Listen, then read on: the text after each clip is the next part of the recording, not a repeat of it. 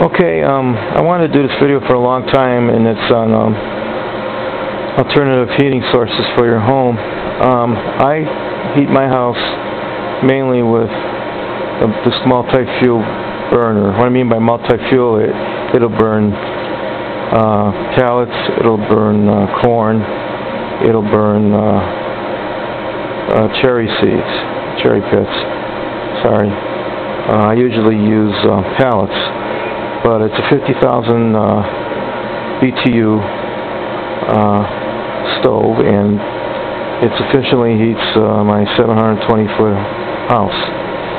What I usually use is pellets. Here, I'll show you right here. They come in 40-pound bags, and they run $3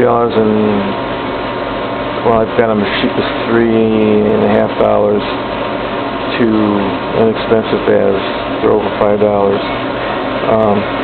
I bought these at Menards, and they're $3.99 a 40-pound bag. You also can buy them by the pallet load, a couple $100 for about 40 or 40 plus bags.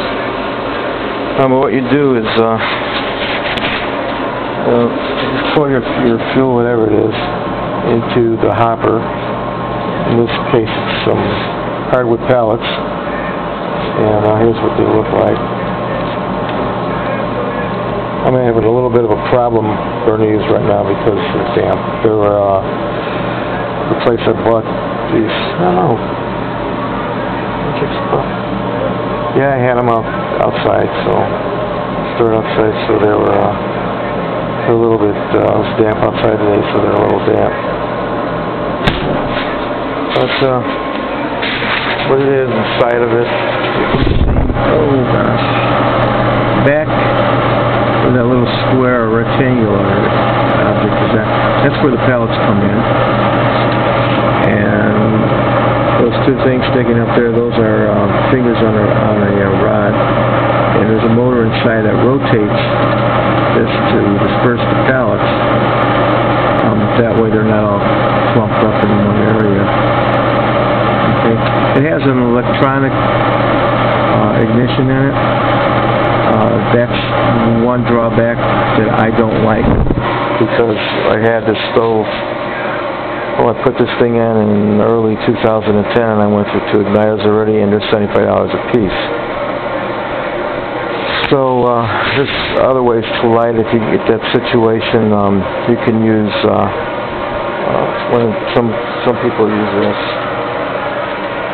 One guy on YouTube was using one of these propane torches to light it. That'll work. Light it for about 30 seconds. There's also, you can use there's an alcohol-based gel that they sell for lighting, around $10 for a pint. Yeah, for a bottle about this size. What I do is I use a little bit of rubbing alcohol and light it. It's not recommended to use this by the manufacturer. In fact, I never even heard of anyone using it, but for me it works.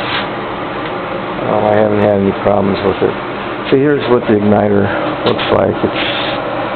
I've had a problem with it overheating. There's one of the old ones I took out. Actually melted it. So it's a drawback.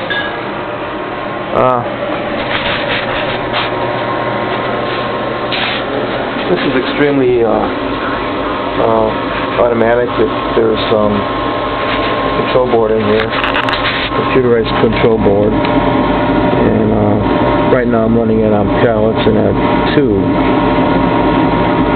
Okay, and then it'll eventually start up. You might get a higher flame, but what will happen is that it'll eventually adjust itself for the room and for the outside humidity, barometric pressure.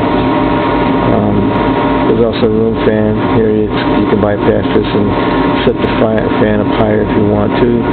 There's an auger delay which and there's your draft fan, which controls your draft. You want to speed or slow that down too. And then there's the auger delay. The auger delay is good for if you have some issues with your fuel, like mine's a little damp. You want to delay. You don't want to dump a whole bunch of those pellets in that pot at one time in the middle of the night, because it'll start a pretty big flame. So you want to maybe delay that auger a little bit. The other thing is with this stove and with all multi-fuel stoves and corn burners and pellet stoves. Now you don't have to buy a multi-fuel stove. You can buy one just a pellet burner or just a corn burner.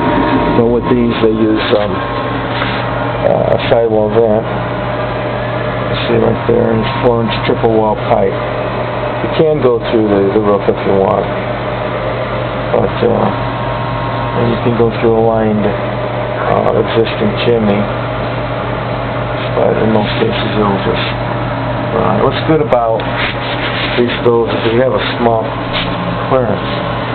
With a wood stove, sometimes to a burning placement of the stove, distance from a burning a flammable surface, maybe 24 inches. I think most of these are under a foot, and this maybe I probably have it exceeding more than I need to right anyway.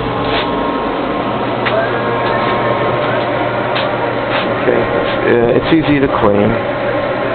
There are clean outs inside the little doors. You can vacuum the box out. Once in a while I'll go outside and remove the cap and stick the hose down there, vacuum cleaner, and clean it out. I have a little brush too, and then I recommend in the summer to disassemble all the pipe, the flue, and clean it with water, let it dry. I don't think I missed anything.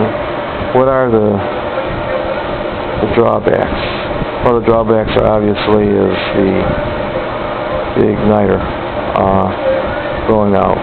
It may be this specific model or manufacturer that has that problem, but I've seen others on YouTube that use alternate means to light their stoves, and they said some stoves don't even have an igniter in it. So what do these things cost? Well, manufacturer list price is almost $3,000. I paid like $15.99 for it. A couple years ago, they're basically about the same price. This is for a multi-fuel. You can get just a pellet burner for like $800 and up. So you can, it depends, you can get them on sale or anything. Do I save money using this? Yes and no.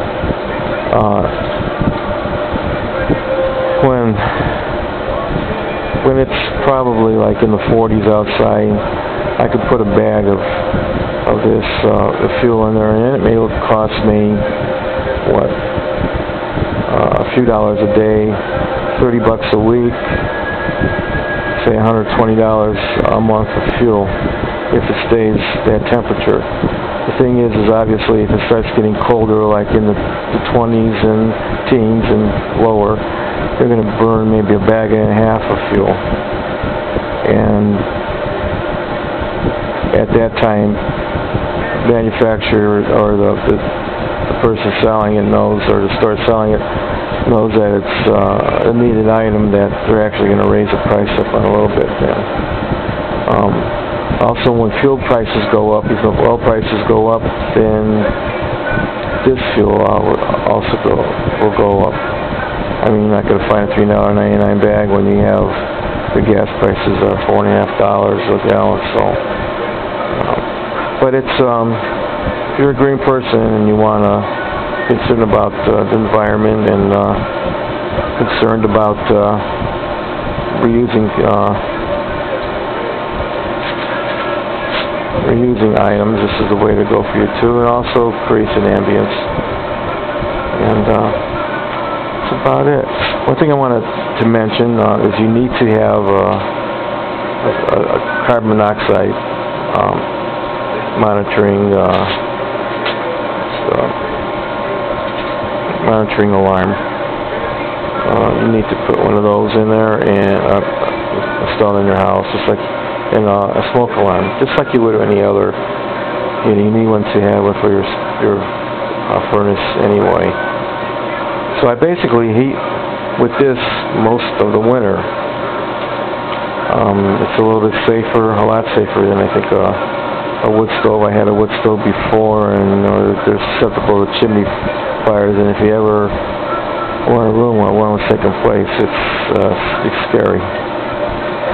The other thing, if you're going to buy one of these types of burners, which are available by various manufacturers, so I suggest that you do your homework and visit some of the companies that sell them, and some stores that sell these, and also check out YouTube and whatever, and some videos on this stuff too. You need to get one of these. You need to get one of these ash can vacuums. If you don't, the ash that's created from this is so fine that it doesn't take long for it to get into the motor and burn the motor up. This has has a couple filters in it that I know of, and so it works better, and it also doesn't blow that fine dust around the house. I've tried every other means. I've even exhausted the vacuums outside, and I still get some of that dust inside. And yes, these are a little dusty, but they're not really bad. You're going to have to be dusting a little bit more. But if you're in an area where your temperature doesn't get too far below the 20s all winter, this is a good route to go. And so then that's it. And I thank everybody for watching these videos. And please subscribe, and if you have any questions or comments, feel free to comment. Thank you, and subscribe.